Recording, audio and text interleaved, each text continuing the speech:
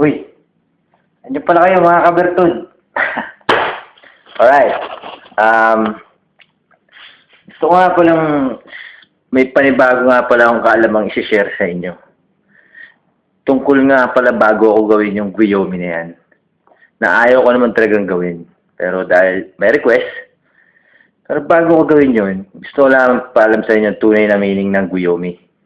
Guyomi. Para sa akin, iba eh. Iba yung datingan eh. Ganito yun. Gawin ko na muna.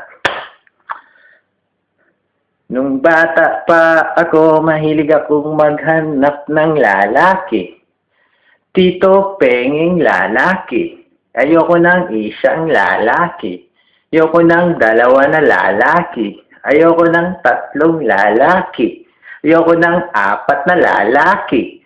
Ayoko na rin ng 5 na lalaki. Ang gusto ko ay 6, plok, plok, plok, plok, plok, plok, na lalaki. Di ba?